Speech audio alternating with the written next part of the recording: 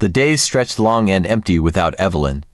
Prince Adrian found himself wandering the palace halls, unable to focus, unable to think of anything except the girl who had stolen his heart. He had gone back to the mansion several times, standing outside its grand gate, hoping, praying that he would catch a glimpse of her.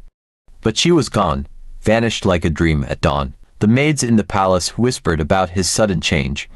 He no longer attended court meetings with his usual confidence, nor did he entertain the many noblewomen who sought his attention.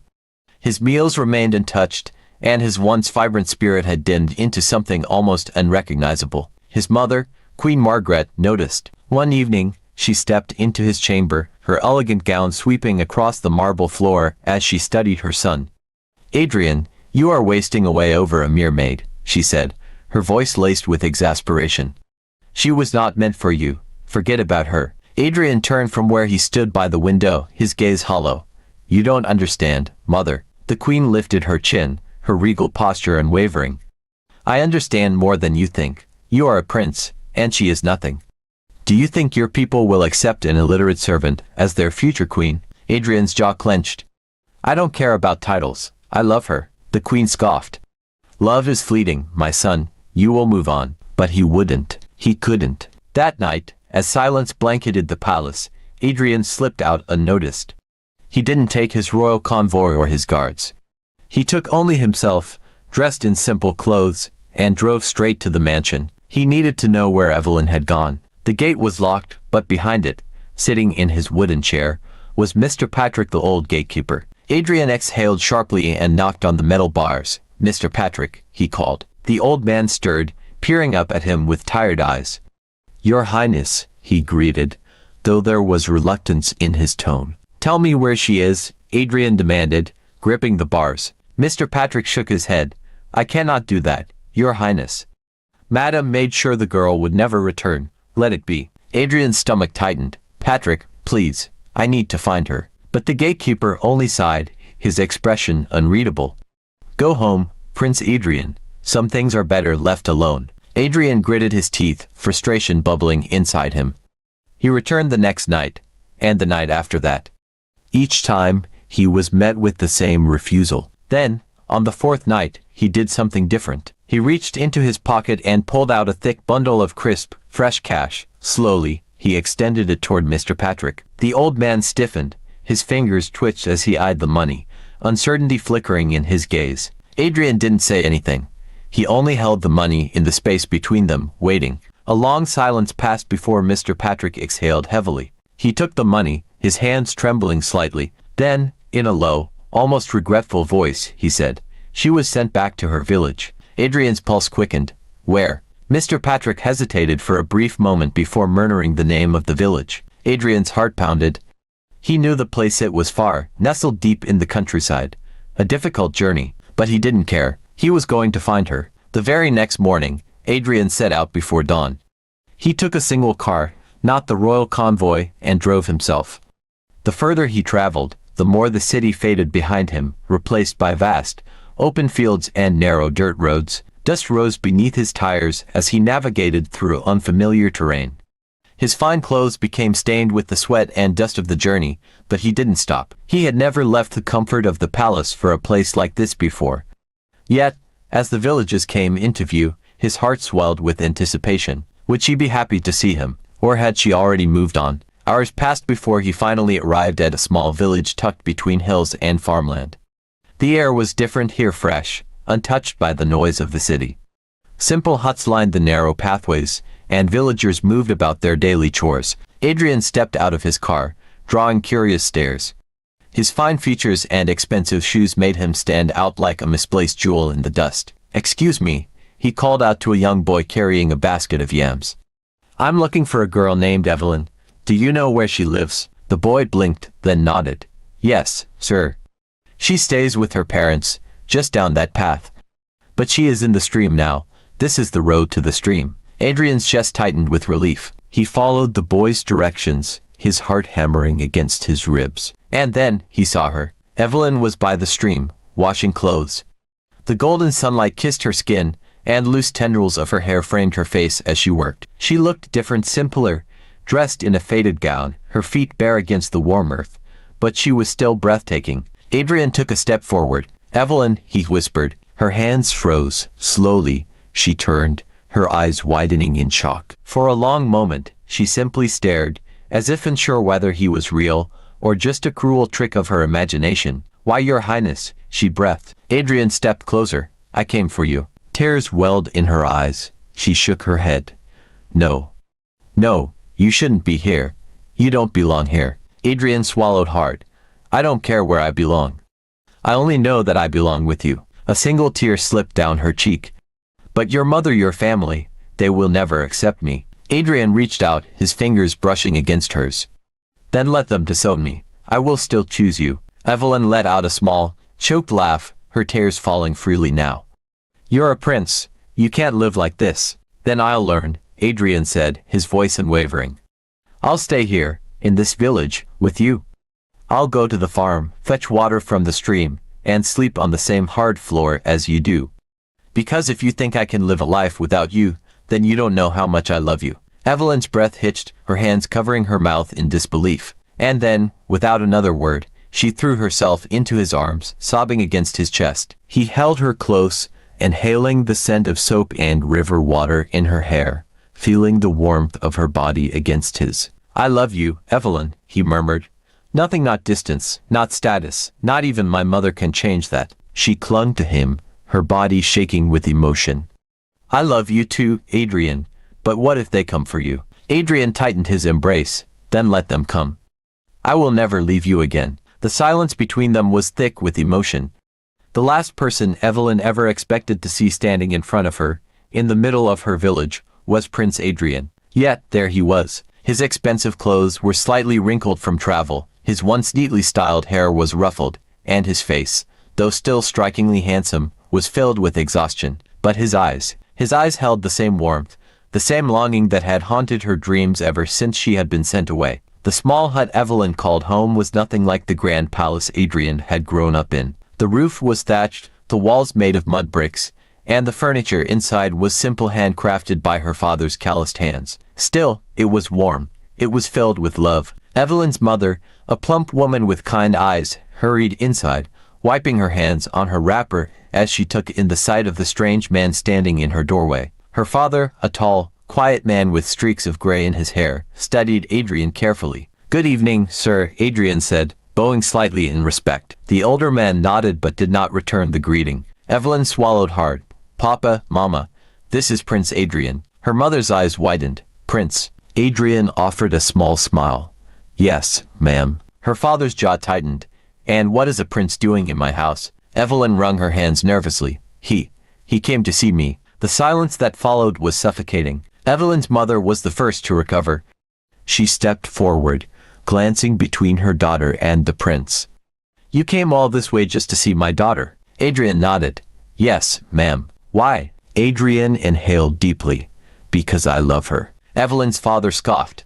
"Love? You rich people have a strange way of showing love. You took her to the city, let her work in a house where she was nothing more than a servant, and now you come here claiming to love her." Adrian shook his head. "I didn't take her there. I didn't even know she existed until fate brought us together.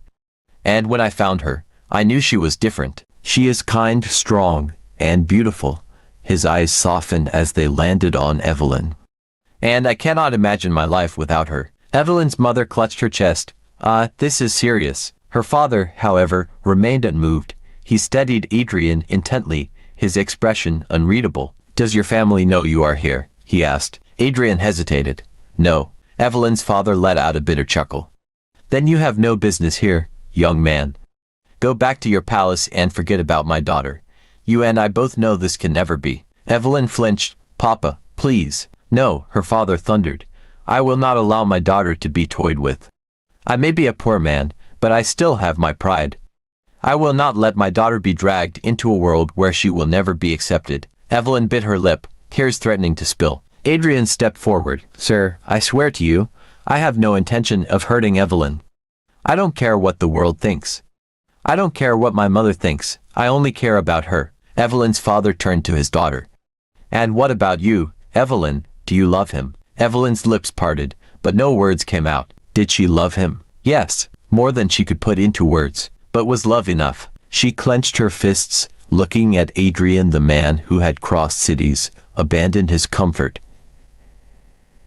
and risked his status just to find her. Her heart ached. She met her father's gaze and spoke the only truth that mattered. Yes, Papa, I love him. A heavy silence filled the room. Then, with a long sigh, her father sat down on his wooden chair, rubbing his forehead. You are stubborn, he muttered. Evelyn smiled through her tears. I get it from you. Her father grumbled something under his breath, then waved a dismissive hand.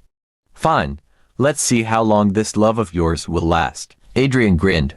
Thank you, sir. But as Evelyn looked at her father, she saw the worrying in his eyes. That night Evelyn's father had a heart-to-heart talk with the prince. Mr. Thomas shook his head vigorously.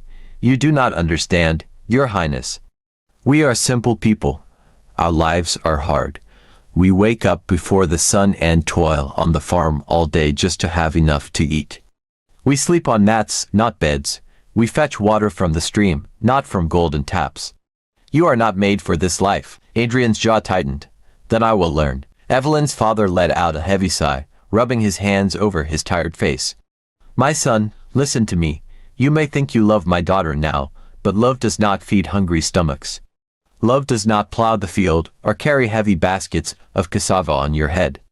Do not make decisions with your heart alone. Use your head. The first morning in the village was the hardest. Adrian had grown up in a palace where servants attended to his every need.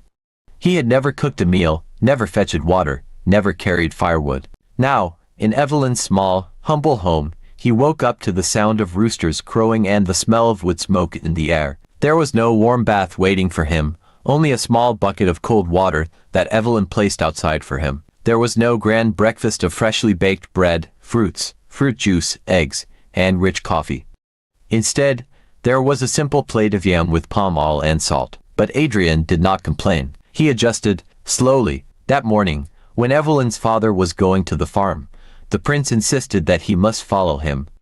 After several back and forth, the man had no other options but to take him to the farm. The journey was long and rough, and the sun blazed overhead.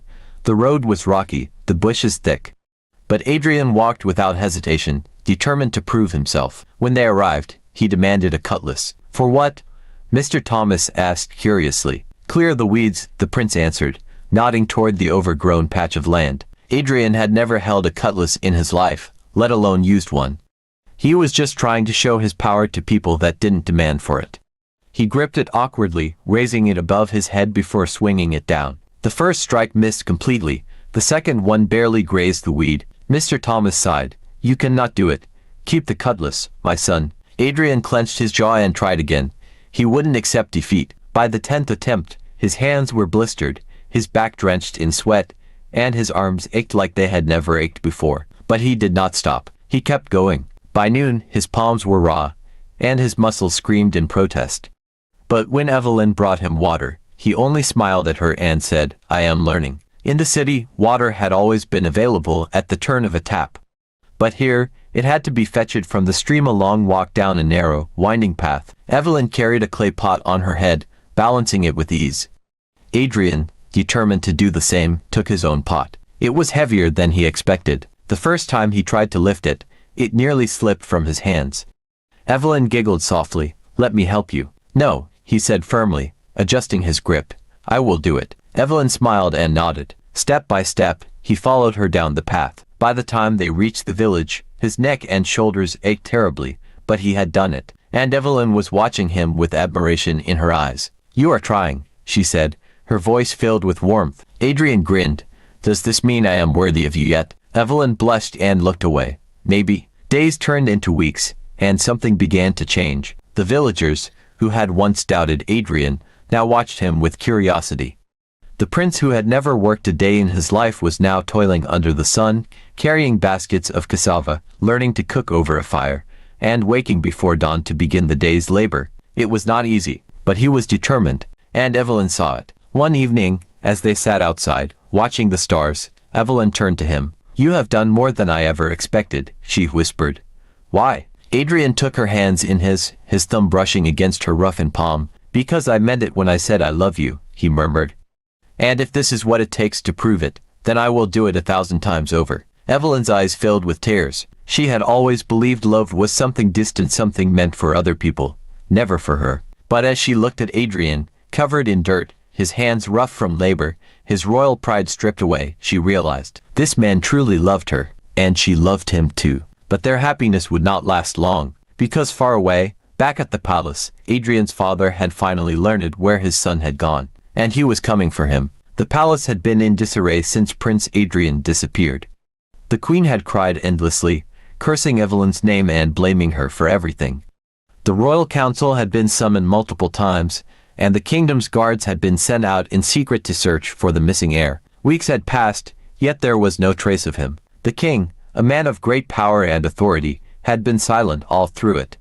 But when the whispers in the palace became unbearable, when rumors of Adrian abandoning his title for a mere village girl spread like wildfire, the king knew he had to act. The last straw came when he summoned the old gatekeeper at Mrs. Beatrice's house for questioning. "Where did my son go?" the king had asked, his deep voice resonating through the grand hall. The old gatekeeper had knelt before him, trembling. "Your Majesty, I do not know where he is now.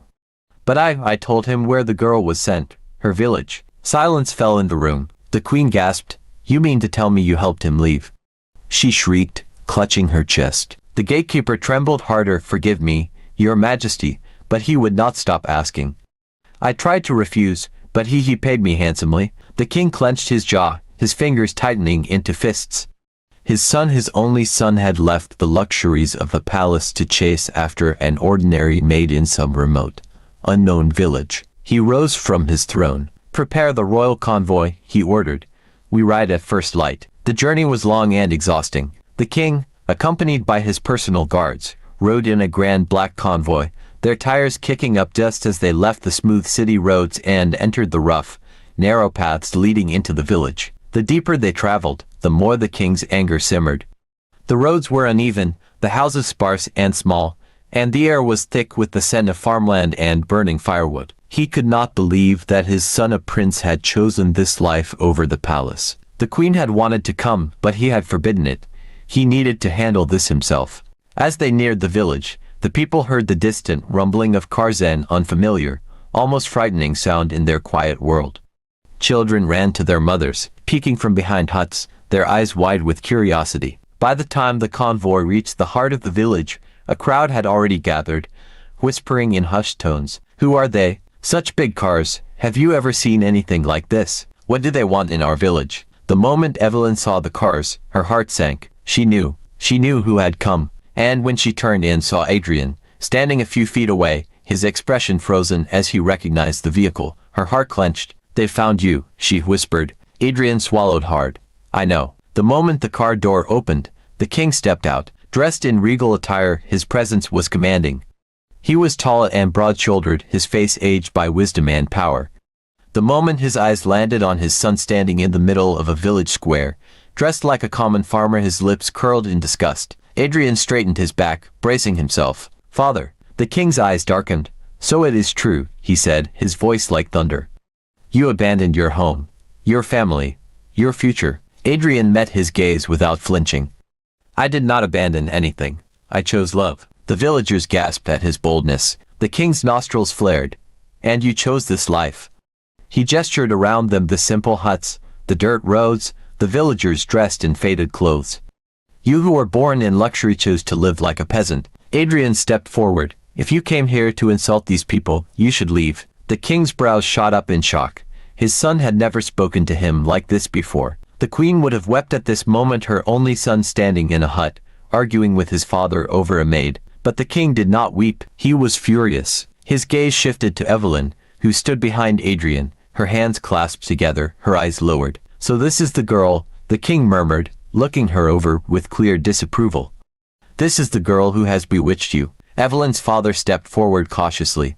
"Your Majesty, please." The king held up a hand, silencing him. "Do you know what you have done?" he asked the old man coldly. "You have stolen my son from me." Evelyn's mother immediately fell to her knees, her hands shaking. "Forgive us, Your Majesty. We did not ask him to come, we begged him to leave." Adrian sighed, stepping between them. "No one stole me, father. I came willingly, and I am not leaving." The king's jaw clenched. Enough of this foolishness, he snapped. You will return to the palace today. Adrian lifted his chin. No. The king's hands curled into fists. Adrian, I said no. The villagers gasped. No one had ever dared to defy a king so openly. That was the first time in his life. The king did not know how to respond. His son, his heir, was rejecting him. For a maid. For a poor, ordinary girl with no royal blood, no education, nothing. The king took a slow, deep breath. Then, with a tense voice, he said, "Come with me. We will talk privately." Adrian hesitated, then nodded. They walked a short distance away, stopping beneath the shade of a mango tree. The king exhaled sharply. Adrian, I understand that you believe you love this girl, but this is not the life for you. You were born to rule, to lead, to uphold the legacy of our ancestors. And yet, here you are digging the earth like a common laborer. Adrian shook his head. You think love is foolish, father, but I have never felt freer. I have never felt happier. The king scoffed. Happiness is fleeting. Responsibility is forever. Adrian met his gaze steadily. You always told me that a great king is nothing without his people. But what kind of king would I be if I could not choose my own happiness? If I could not fight for the woman I love? The king was silent for a long moment. Then, at last, he sighed. You are truly your mother's son, he muttered. Adrian smiled slightly. She would want me to be happy. The king shook his head, exasperated. Then, with a final glance at Evelyn, he turned away. We shall see, he murmured. Do what I told you. And with that, he returned to the convoy and drove away, leaving the village in silence. Adrian exhaled, running a hand through his hair. Evelyn stepped closer. What happens now? She whispered. Adrian turned to her, his gaze filled with determination. Now, he said softly, we wait. The king's visit to the village had left a storm in its wake. Though he had left without forcing Adrian back to the palace, his message was clear: the matter was far from over. Adrian knew this. He loved Evelyn, and he would do whatever it took to make her worthy in the eyes of the kingdom. One evening, as they sat outside Evelyn's home, watching the sunset paint the sky in hues of orange and pink, Adrian turned to her. Evelyn, he said gently, what if I told you I have a plan? She looked at him curiously. A plan for what? For us, he said. Evelyn's heart skipped a beat. Adrian, your mother will never accept me. Not as you are, Adrian admitted, but that doesn't mean you can't change. She frowned. Change. He took her hands in his. I don't mean change who you are inside. I mean, learning things that will make it easier for her to accept you. Learning how to speak fluently, how to carry yourself with confidence, how to fit into the world I come from. Evelyn hesitated. But I don't know if I can. He squeezed her hands. You can. I believe in you. She bit her lip. And if I fail, he smiled, then we'll try again. And again. Until you succeed. Evelyn looked into his eyes, searching for any sign of doubt. There was none. He truly believed in her. Slowly, she nodded. All right, she whispered. I'll do it. The next morning, Adrian left the village with Evelyn. They arrived at a grand house in the city, a place far smaller than the palace but still elegant. Waiting for them was a woman in her 50s, dressed in a flowing gown, her posture straight and refined. Her name was Madame Claire. She was a former etiquette tutor who had trained noble women for years, and now, she would be the one to shape Evelyn into a lady fit for royalty. Madame Claire eyed Evelyn carefully before nodding. This will take time, she said, her voice crisp. But if she is willing to learn, then I will teach her. Evelyn bowed slightly. Thank you, ma'am. Madame Claire's lips twitched. Good, the first lesson starts now. The first few days were the hardest. Evelyn had never worn expensive clothes before. The soft silk dresses felt foreign on her skin. She was used to walking barefoot, but now she had to wear heels, stumbling over herself as Madame Claire clicked her tongue in disapproval. You must walk with grace, not like a village girl fetching water. She had to learn how to sit properly, back straight, legs crossed at the ankles, hands folded neatly in her lap. At meals, she was given a fork and knife instead of eating with her fingers. The first time she picked them up, she held them awkwardly, unsure what to do. Madame Claire sighed. My dear, do you wish to stab the food? Evelyn blushed as Adrian chuckled from across the table. Madame Claire took her hand and gently adjusted her grip. The fork is for holding. The knife is for cutting, not stabbing. By the end of the first week, Evelyn's hands ached from the number of times she had held a fork and knife. The next lessons were about speech and language. Evelyn had always spoken in her native language, mixing it with general language. But Madame Claire was determined to erase that habit. "Repeat after me," she instructed. "The weather is very beautiful today." Evelyn hesitated. "The weather is very beautiful. Beautiful." Madame Claire sighed. Again, Adrian sat nearby, watching with amusement. Evelyn shot him a glare. "Why are you laughing?" "I'm not laughing," he said, struggling to keep a straight face. She threw a napkin at him, making Madame Claire gasp. "A lady never throws things across the table." Evelyn groaned. "This is so hard." But she didn't give up. Every day, she practiced her pronunciation, her posture, her movements. She learned how to dress elegantly, how to apply light makeup, how to present herself with confidence. She even learned how to dance the graceful waltz that noble women performed at royal gatherings. At night, she collapsed into bed, exhausted. Some days, she felt like giving up, but Adrian was always there. "You're doing amazing," he told her one evening as they sat under the stars. Evelyn sighed. "I don't feel amazing. I feel like I'm failing." He lifted her chin. "You're not failing.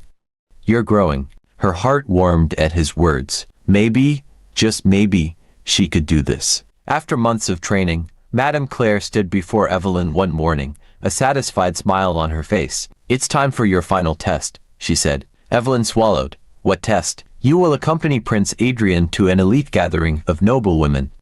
You will sit with them, dine with them, and speak with them. If you can hold your own among them, then you have truly become a lady." Evelyn's stomach twisted. Could she really do this? Adrian took her hand. "You don't have to be afraid," he whispered. "You've already won." That night, Evelyn transformed. She wore a breathtaking gown, her hair styled in soft waves. Her makeup was subtle yet elegant, and when she stepped into the gathering beside Adrian, heads turned. The noble women whispered among themselves, curious about the beautiful stranger. But when Evelyn spoke clear, confident, and graceful, they were stunned. By the end of the night, she had won their admiration, and when she and Adrian returned home, Madame Claire smiled. "You have passed." Tears filled Evelyn's eyes. She had done it. She had become a woman worthy of a prince, and soon, she would return to the palace not as a maid, but as a future queen. The palace dining hall was filled with laughter, the clinking of fine crystal glasses, and the soft melodies of a string quartet playing in the background. A grand feast was laid out: golden roasted meat, fresh fruits glistening under candlelight, and the richest wine the kingdom had to offer. Prince Adrian sat at the center of the long table. Beside him, the woman he had chosen to marry, a vision of grace and elegance. She wore a flowing gown of royal blue, embroidered with golden threads that shimmered under the warm glow of the chandeliers. Her posture was flawless, her manners refined. She carried herself with the dignity of a noble woman, yet there was something soft and kind in her expression, something that set her apart from the usual women of the court. Queen Margaret was beside herself with joy. For the first time in months, she felt at peace. Her son had finally returned. He had found someone worthy. She had been so afraid that he would remain obsessed with that girl, that maid she had ordered out of the palace.